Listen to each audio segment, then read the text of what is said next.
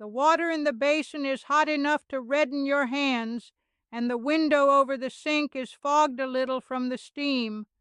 Outside, the light is going soft and gold the way it does at the close of a long day, and the last of the supper dishes are stacked at your elbow, waiting. There is a rhythm to washing up by hand that the machines have stolen from most kitchens now. The plate goes under, the cloth goes round, the plate comes up clean and is set in the rack to drain, and your hands know the work so well that your mind is left free to wander where it likes. My grandmother washed up that way every single evening of her life, standing at her window looking out over the same fields she had looked at since she was a girl. And in all those long years she never once bought a bottle of dish soap from a store. Not one. The thought would have seemed strange to her, as strange as buying a bottle of air. I think of her every evening when I stand at my own sink with my own hands in the hot water, because washing dishes is one of those things that every house in this country does, day in and day out, and almost nobody stops to think about. 3 times a day, in nearly every kitchen, the dishes get washed. And in nearly every one of those kitchens, there sits a plastic bottle of bright green or blue soap on the edge of the sink. And that bottle runs low and gets replaced and runs low again, week after week, month after month, for a whole lifetime of a household. It is one of those small, steady, unquestioned costs that simply rolls along underneath a family's life like a wheel that never stops turning. Nobody asks about it because we were all simply raised to it. The bottle by the sink is just part of what a kitchen is, the same as the faucet and the drain. But hold on that thought a moment longer, because here is the thing most folks never consider. That bottle by the sink is a young thing. It is younger than my own grandmother was. For the great long stretch of time that people have been eating off plates and washing them after, there was no such bottle anywhere, and the dishes came clean all the same. The bottle is not how dishes have always been washed.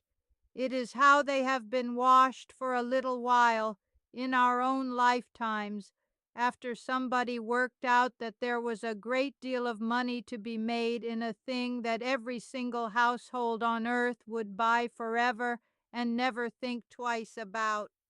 And there is the heart of it. There is no profit in a woman who knows how to get her dishes clean for pennies. There is endless profit in a woman who believes she must buy a bottle to do it. My name is Hannah. I am a plain Amish wife and mother, and I keep house on a small farm in Lancaster County, Pennsylvania, the same way my mother kept house, and her mother before her. My husband Samuel works the land and the animals, and the kitchen and the washing up have always been mine, the same as they were the women's in my family, going back further than anyone wrote down.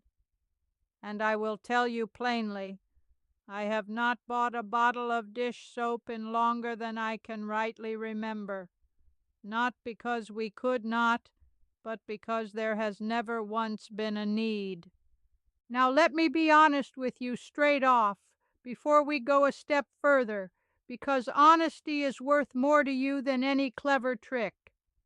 I am not going to stand here and tell you that an old bar of plain soap cuts grease exactly the way a modern bottle does, because on the very greasiest things, the bacon skillet, the roasting pan thick with drippings, the pot the gravy stuck to, it does not without a little more work from your own 2 hands. That is the one thing the modern bottles truly do well. They are built and brewed in factories for the single purpose of cutting grease with almost no effort at all, and at that one job they are very good. I will not pretend otherwise. and you should be suspicious of anyone who does. What I am going to show you instead is how plain folks got their dishes every bit as clean, and very often cleaner, using things that cost a small fraction of the price, that are far gentler on your hands and your skin, and the water that leaves your house, and that you very likely have sitting in your cupboards this very minute. It asks a touch more doing from you. That is the honest trade. A little more of your effort in exchange for a great deal less of your money, and a kitchen free of the harsh things in those bottles. Once you have the way of it in your hands, and it does not take long, you will wonder why you ever paid for the bottle at all. So today, I am going to give you 6 ways to wash your dishes without ever buying a bottle of dish soap again. The old Amish way, the way my family has done it for generations. A simple bar of soap, and the way to turn it into a soft jelly that works like the bottle. Washing soda for the grease that the bar alone cannot cut. A paste of plain baking soda for the baked on and the burnt on. Coarse salt for the scouring and for the cast iron that must never see soap at all. Plain vinegar for the rinse that leaves everything clear and filmless. And at the very end, the oldest way of all, the one our grandmothers used before any soap was bought at all, which I will share with the strongest warning of the whole video. Some of these you will have heard of. Some, I would wager, you have never once thought to try in your own kitchen. And every single one of them is within reach of any household this very week, with things that cost almost nothing. If you find these old ways useful, and I hope you will, I have gathered the fuller version of all of it, the whole of how a plain kitchen and a plain home are kept through the seasons, into my book at your website. It is there if you want it, and only if you want it. I will not bring it up again until much later on, and even then only the once. Now, to the washing. Number 1. A plain bar of soap made into a soap jelly. This is the foundation of the whole thing, and it is what my grandmother reached for more than anything else in her kitchen. A simple, honest bar of soap, the kind made from fat and lye the old way, or any plain pure bar you can buy cheaply at the store, will wash your dishes well and leave them clean. But here is the trick the old folks knew, the thing that makes all the difference, because most people who try a bar of soap on dishes give up in a day. You do not rub the hard bar directly on the dishes. That is slow and frustrating, and it wears the bar away fast. Instead, you turn the bar into a jelly first, so that it spreads and lathers and works as easy as the soap from the bottle ever did. Here is exactly how. You take your bar of plain soap and you grate it, the way you would grate a block of cheese, until you have a small handful of fine soap shavings, perhaps half a cup. You put those shavings in a heat-proof jar or a bowl. Then you pour over them about 3 cups of water that you have brought near to boiling, good and hot, and you stir it until the shavings melt away into the water and disappear. Then you simply leave it to sit and cool. Overnight is best. As it cools, it thickens and sets into a soft, spoonable jelly, not unlike the soap from a bottle in the way it feels and spreads. You keep that jar right by your sink, and when it comes time to wash up, you spoon a little of the jelly onto your dishcloth, or you stir a spoonful straight into your basin of hot water and swish it into suds. That is the whole of the doing. Now think on the cost of it. 1 bar of plain soap, which runs you $1 or 2 at most, grates down into enough shavings to make jar after jar after jar of this jelly. enough to wash dishes for many weeks on a single bar. My grandmother never let a scrap of soap go to waste in her whole life.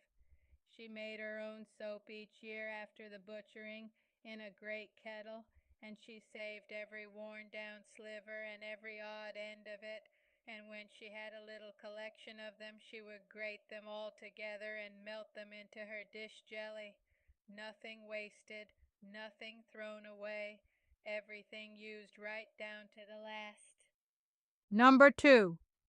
Washing soda, for the grease the bar cannot cut. Here now is the honest answer to that honest flaw I admitted to you at the start. When your soap jelly meets a truly greasy pan and struggles with it, washing soda is what the old folks reached for, and it is what I reach for still. But before I tell you a single word about how to use it, I must give you the clearest safety warning of this whole video, and you must hear me because this matters. Washing soda is not the same thing as the baking soda you cook with and bake with. They look alike and their names are close cousins, but washing soda is a good deal stronger and more caustic, and it is hard on bare skin. It can dry out and irritate your hands badly if you plunge them into it without protection. So the rule, which is not a suggestion but a rule, is this. When you use washing soda, you wear rubber gloves every single time, without fail. You keep the box up high and closed, well out of the reach of any child, and you never let it get near your eyes. Keep that rule, simply and always, and washing soda is a marvel and does you no harm at all. Break it, and you will be sorry, so do not break it. Now, with the gloves on your hands, here is the use of it. You add about 1 spoonful, a tablespoon, of washing soda to your basin of hot dish water, along with your soap jelly, and you stir it in. It cuts through grease and baked on food in a way that plain soap simply cannot manage on its own, because it changes the water itself to make the grease let go. A box of washing soda costs only $1 or $2, and because you use so very little of it, just that 1 spoonful, a single box lasts most kitchens many long months. My mother kept her box of washing soda up on the high shelf above the sink, and her rubber gloves hung on a little hook on the wall right beside it, so that the one always reminded her of the other. That was the law of her kitchen, gloves and the high shelf, and it became the law of mine, and my children know it as well as they know their own names. Number 3. A paste of baking soda for the stuck on and the burnt on. This is the gentle cousin of the washing soda, the one that is perfectly safe on your bare hands, and it does a different job entirely. We are not cutting grease now. We are lifting the baked on, burnt on, crusted on mess that every cook knows too well. The casserole dish with a black ring crusted round its edge. The pot where the oatmeal or the rice or the sauce caught and burned to the bottom. The pan that soaked all night and still will not come clean. For all of those you make a simple paste. You take plain baking soda, the very same you bake with, and you mix it with just enough water to make a thick paste, about the feel of soft butter. You spread that paste good and thick right over the burnt and crusted places, and then, and this is the part that matters, you leave it be. You let it sit and do its quiet work for a good while, a quarter of an hour at the very least, and longer is better, even an hour or 2 for the worst of it. The baking soda works at the crust and loosens its grip on the dish. Then when you come back and scrub, the mess that fought you before now lifts away with a fraction of the effort, and the soda does it gently, without scratching and scarring your good dishes the way the harsh, gritty scouring powders from the store do. A box of baking soda costs about $1 and does 100 jobs in a house besides this one. My grandmother cleaned all her enamel pots and her baking dishes this patient way, never with the harsh powders, and that is exactly why her pots and dishes lasted her whole married life and still looked near to new when she passed them down. The harsh powders wear a dish thin and rough over the years. The baking soda never does.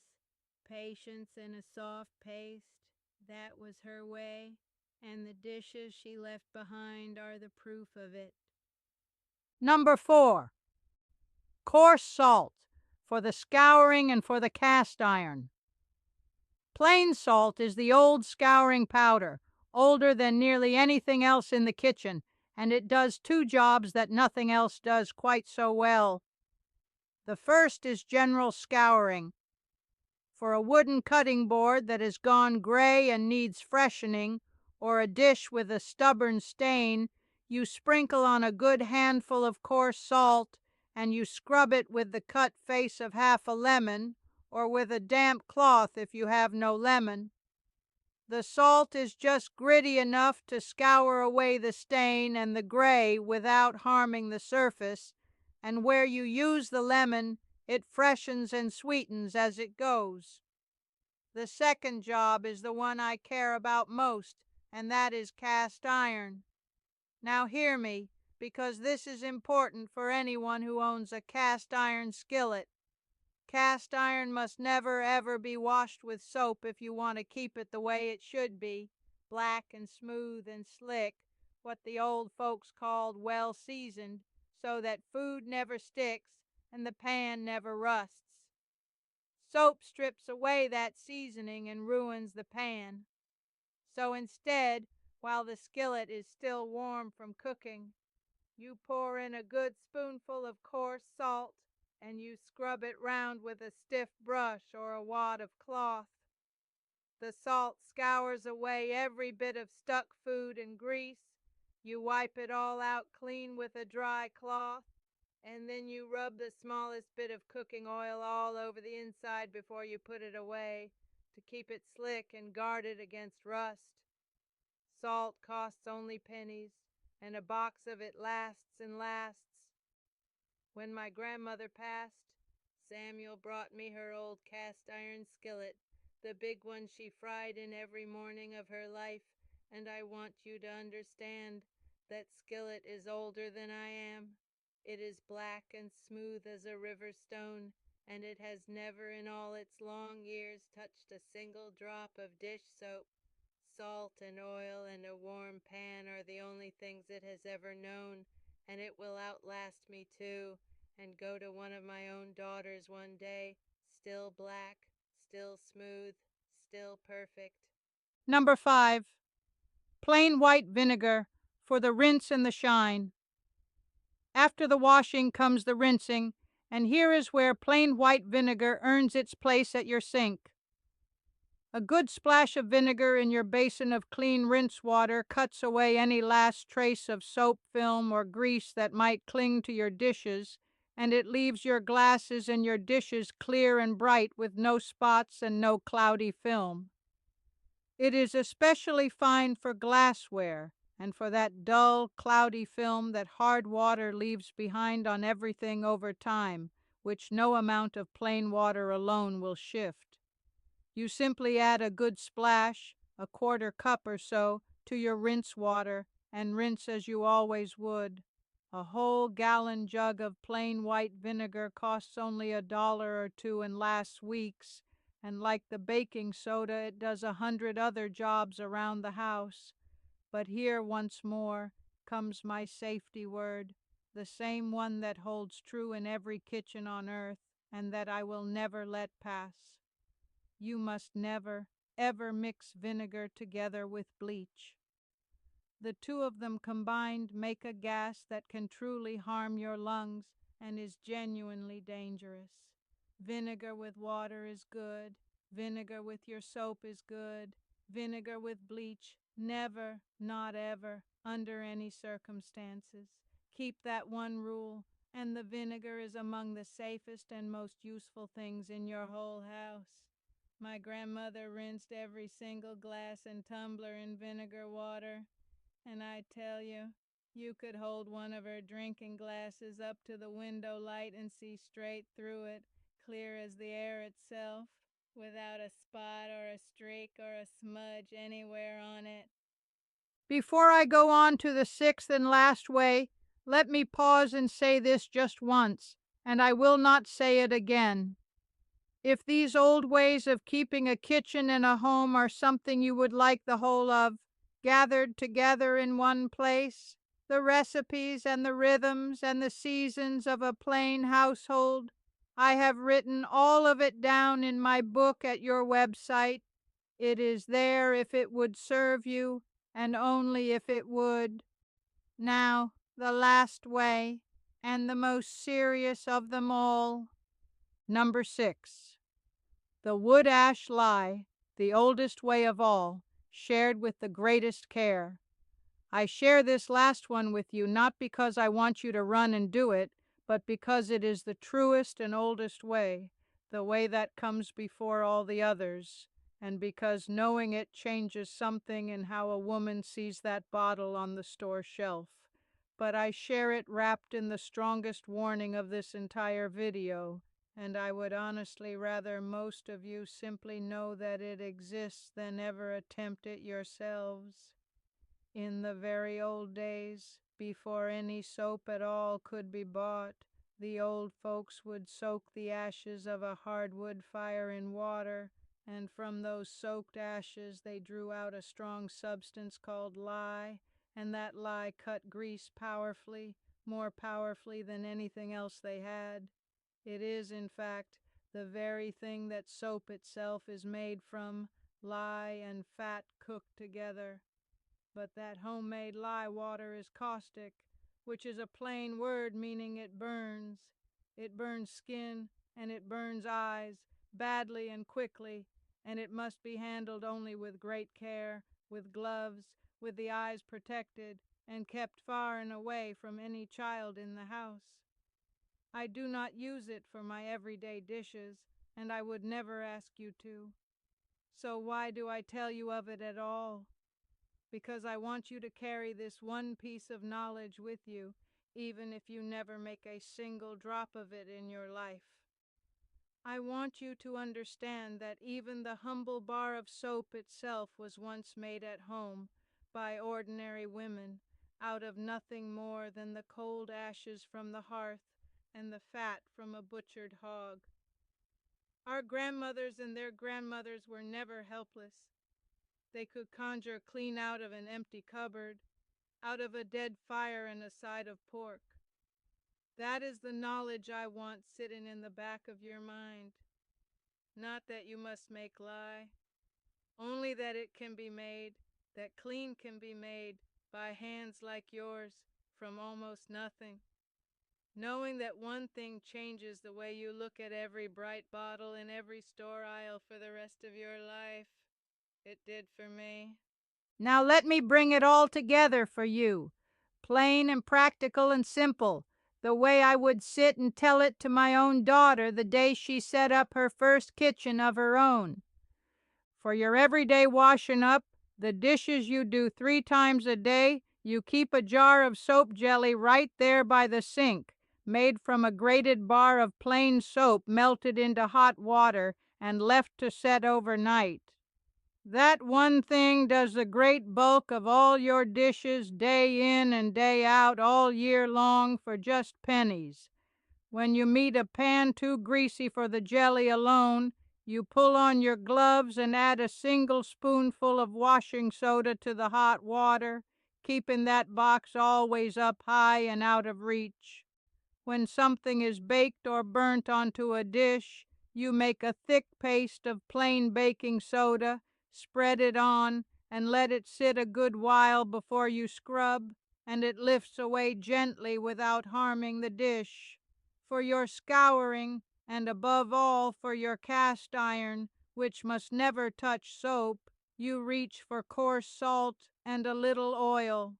and you finish every load with a splash of plain vinegar in the rinse for dishes and glasses that come out clear and bright and filmless. That is the entire system. 5 plain cheap things, a bar of soap, a box of washing soda, a box of baking soda, some coarse salt, and a jug of vinegar. Do every single job that the bottle ever did for you, and several jobs the bottle never could do at all, like caring for your cast iron and gently scouring without scratching. And you keep just 2 simple rules, and you will never come to any harm at all. The first rule, gloves on your hands and the box up high whenever you use the washing soda, because it is hard on skin. The second rule, never ever bleach mixed with vinegar, because that gas is dangerous. Keep those 2 rules simply and always, and everything else in this whole video is as safe as the warm water in your basin. And here now is the heart of the whole matter, the thing I most want you to take away. There is no money in it, none at all, for anyone to teach a woman that a $1 bar of soap and a $1 box of washing soda will wash her family's dishes for a whole year. But there is a great deal of money, an ocean of it, in a bright plastic bottle that every household in the entire land buys and finishes and buys again and finishes again over and over, year upon year, world without end, and never once stops to question.